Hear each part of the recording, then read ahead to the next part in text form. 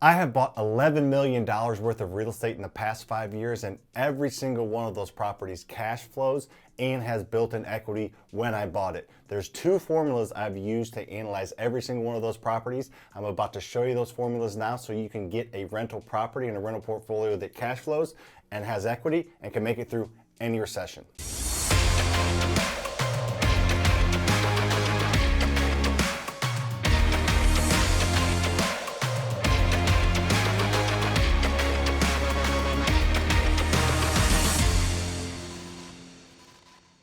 We buy about 200 houses a year and probably analyze 10 times that.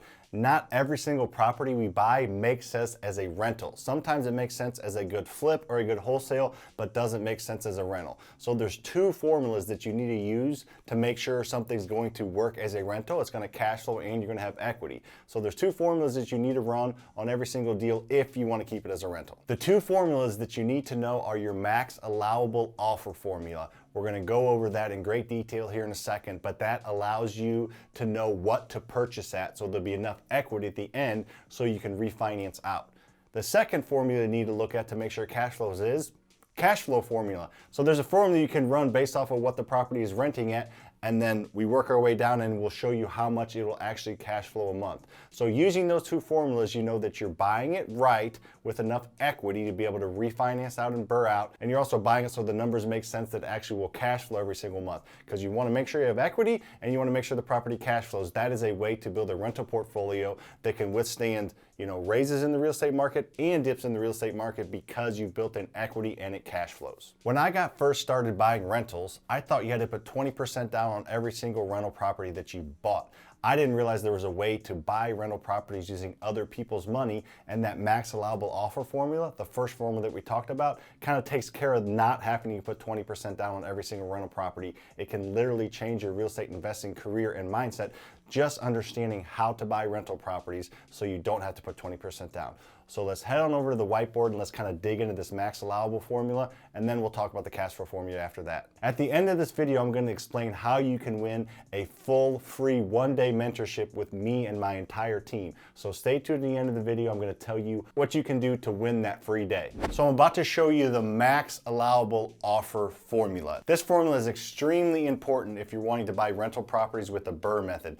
This video above, I talk about what the BRRRR method is. On this exact whiteboard, talk about what the BRRRR method is. So after this video, if you want a little refresher on what the BRRRR method is, make sure to check out that video. But the other great thing about this max allowable formula is if you utilize this and purchase properties to this formula and you understand two concepts, that's all you have to understand for this entire formula, you will be pretty safe in your real estate investing career, because you'll buy it enough of a discount so you can wholesale it and make money. You'll buy it enough of a discount so you can fix and flip it and make money. And then what this video is about, and my favorite, is you'll be able to buy it at enough of a discount, be able to refinance out with the BRRRR method and buy rental properties using zero of your own dollars out of pocket.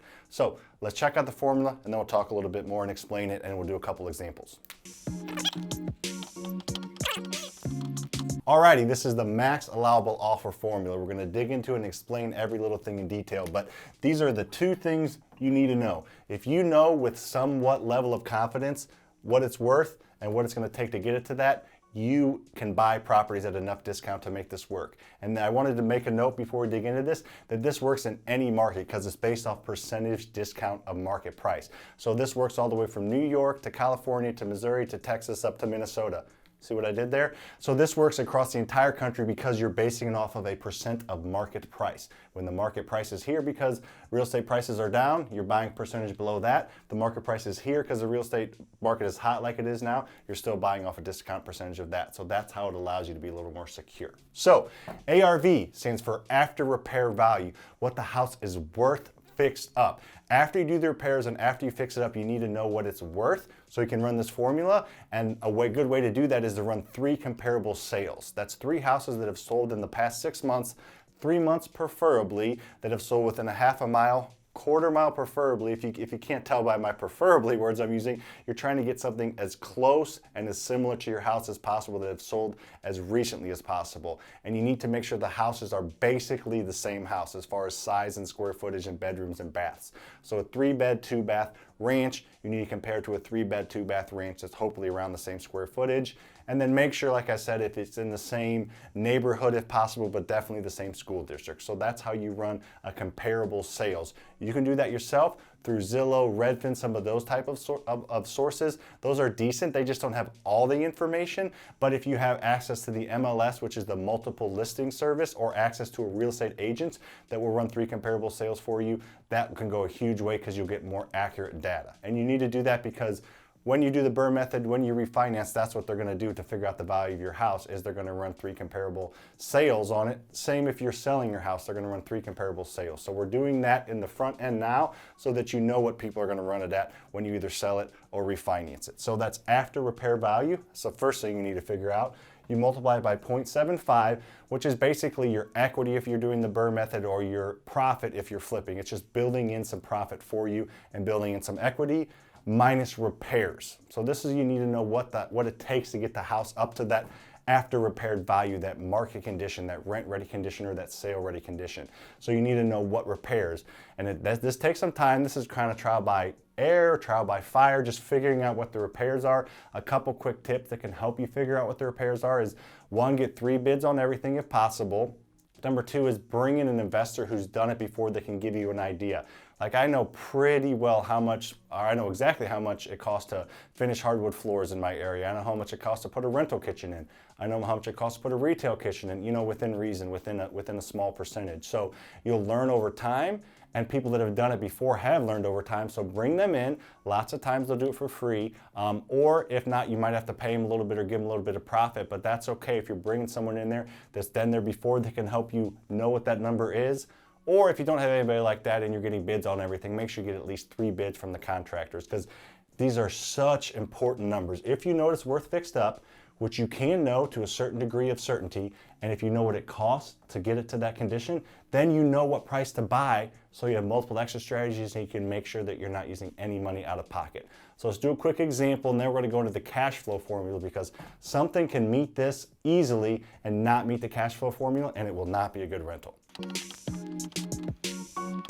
All right, so you know the house is worth $100,000 because you or somebody ran some comparables, times 0.75, even I can do that, that's $75,000, and minus $20,000. This is just a quick, simple example, but it needs $20,000 to get to be worth $100,000. So do that math, $55,000 is the most you would want to offer on this house. Now, I would probably offer less if possible, but if you buy it at $55,000 and put $20,000 in it, you'll have $75,000 into the property, and it's worth $100,000. So that's some built up equity for the rental, for the refinance, or you can sell it and, you know, after realtor fees, you make probably $15,000 profit. So it gives you options if you're buying at this much of a discount. So I talked a little bit about how it kind of works in any market. So let's throw some bigger numbers in there and show you what that looks like. You can see here I plugged some bigger numbers in because I wanted to show you that it's based off percentage of market price. So for this example, 500,000 times 0.75 minus 80 is 295,000.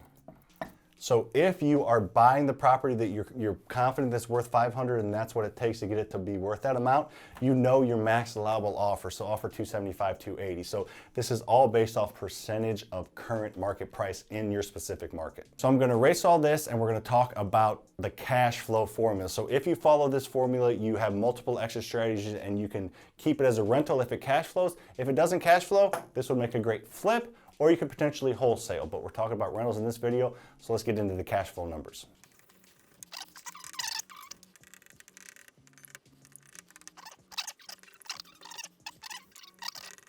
So before I go into how you calculate your cash flow, I want to make the important point to notice that this guy over here, Brian, smartest guy I know, when he got started, he just understood the max allowable offer formula.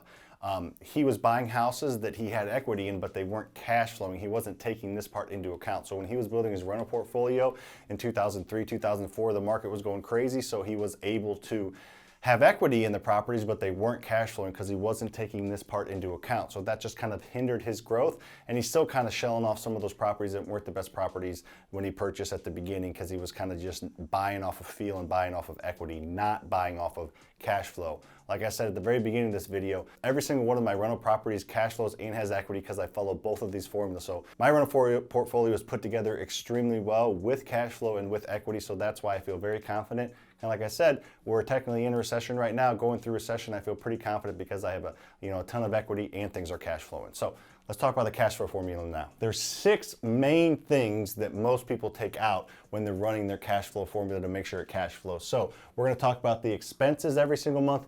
Then I'm going to talk about how they get paid for. It's pretty obvious, but we'll still talk about it. So the first thing you need to calculate is your mortgage. This one's very simple and easy to calculate. You take how much you're going to have in the property after it's fixed up, and then whatever your mortgage rates are, you should just throw it in a mortgage calculator and see your monthly mortgage payment. Then you got to calculate for real estate taxes. This one's a little bit trickier because at the end of every year, no matter what city you're in, what state you're in, you have to pay real estate taxes. So you can find out that by looking on the tax record. Super easy to find, but you need to calculate that every single month and cornhole a little bit aside. So at the end of the year, you're coming out of this specific properties kind of account to pay for it and not trying to have to come out of your own pocket or some other account to pay for those real estate taxes. The third is vacancy. The house is not going to be occupied 100% of the time, especially if you're owning it over a long period of time. Hopefully you have a renter that stays for a couple years, but even if a renter stays for 3 or 4 years even, eventually they're going to move out and that property is going to be vacant for a little period of time. Sometimes it's a couple weeks, sometimes it might be a couple months, but you need to put some type of vacancy number in there. We're going to go over a quick example here in a minute, and I'll put a vacancy number in there that I suggest using. The third is property management costs. Now this one's a little bit different. Some people manage the properties 100% themselves, so they don't have to put anything in there technically. I always usually do, just so you're kind of comparing apples to apples and you're knowing in case you do hire somebody out, you kind of have that cost already built in there. And that's usually around 10% a month is what most exterior property or most outside property management companies will charge. Insurance. This one's pretty easy. Just get some insurance quotes from local insurance companies that do insurance for investors. Most big companies like State Farm or companies like that don't have good products for rental properties. Some might, depending on your age and your area, but check with several different real estate agents and make sure you're accruing monthly for that insurance cost. Last but not least is maintenance. Now, if you're utilizing the BRRRR method and buying rental properties at a discount and fixing them up, they're in pretty good shape, but there's still going to be maintenance. You may go 2, 3, 4, 5, even 6 months without maintenance, but eventually a water heater is going to go out or something's going to happen that is going to cost you money on the property. So you need to put a little bit of money aside every month that will accumulate, and it will be there if you need it for a bigger ticket item or even a small quick repair. So I'm just going to throw some numbers in there that I'm kind of making up a little bit, but not really, because these are pretty similar to my type of rentals that we have. So let's say you have a mortgage on a property of $600 per month. Taxes in our market would be $150 a month per that property. Vacancy, usually do 5% of rent, but for something like this, let's just throw $75 a month in there. And then property management cost is usually around 10%, so we don't know exactly what this one's rent for, but just we're putting some numbers in there. Like as you can see, I'm just using as some examples, throwing some numbers here, but we'll put $100 a month for property management. Then insurance, something like this is probably going to be about $75 a month. And then maintenance, again, I would put at least $100 a month away for maintenance, but let's just go 100 for now. Didn't even need my calculator because Yahtzee behind the camera says 1,100. He's a genius. So this is $1,100. So that is your expenses every single month on this property. So in order to know this is going to cash flow, you can go to Zillow and look at other comparable rentals, properties that are rented. Go to Zillow or Rentometer. There's several places you can go to see what things are renting for. It's the same thing as house sales. Just look for 3 comparable houses in the similar condition, similar size, what they're renting for. So on this one, we shoot for at least $200 a month cash flow. So on this one, I would want to make sure that I'm at least getting, can't tell that, looks like a B, that's a 3. $1,300 a month cash flow minimum when I'm running this. So I would, as I'm running this formula, before I buy it, I'm looking and seeing what the rent's estimate is or what I think it'll rent for, and I want to make sure it's going to rent for at least $1,300 minus your expenses, because these are all your expenses that you're accruing for, looking for the difference of $200 plus cash flow per door. So that is another component that you need to make sure to analyze. Let's go over a quick deal here, and then I'm going to show you how you can win that free 1-day, all hands on deck mentorship session. I have a lot of rental properties that I rent for around $1,300. My average rent is probably $1,000 to $1,500 on my houses. So this is a perfect example of that. So let's talk about what I would need to buy a property at and what it would need to be worth to make it make sense with $1,100 a month in expenses. So on an example like this, if a house, and this is the exact numbers of a recent rental, we just bought both of these, $150,000 house, this is what it was worth fixed up and what it is worth fixed up, times 0.75 minus $20,000 in repair. This is a typical St. Louis deal. And a typical deal in a lot of cities, actually, to be honest with you. So the most I would pay for this house is $92,500. So I would try to get it for a little less than that. But if I buy this house for $90,000 and I'm confident in these two numbers, and I'm confident that it's going to rent for at least $1,300, then because I know what my expenses are going to be, because I can run them just by all this. If all this makes sense, which there are deals like this all over the country, you know, the numbers may look a little bit different, but in general, the deals all make sense. This is what you need to do. If you buy houses like this, you should be pretty safe because you have built-in equity on this deal because you bought it for $92,500 and it has $20,000 into it. So you have $112,500 in a house that's worth $150,000. Check for equity.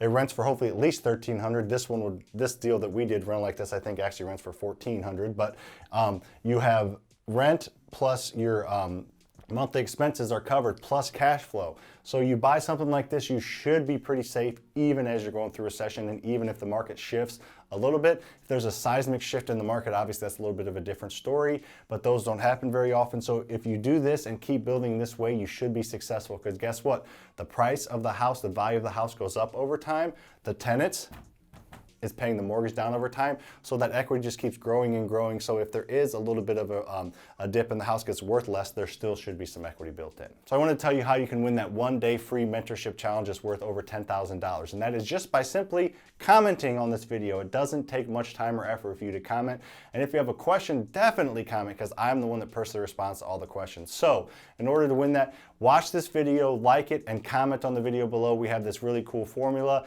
and this really cool software that we just downloaded that's going to take all of our comments at the end of the year, and they're going to put them in a file, and we're going to pick one, and whoever that winner is going to have access to our team for an entire day. We can talk about fixing and flipping, we can talk about landlording, property management, renting, wholesaling, marketing, whatever you want to talk about for an entire day, we're going to talk about. So comment on this video and all our other videos as well, because the more you comment, the more likely your chances are of winning that amazing $10,000 giveaway. So if you like this video at all, make sure to subscribe, like, follow us, and comment. See you on the next one.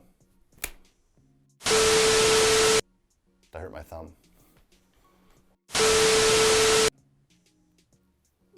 Boom! Like the recession.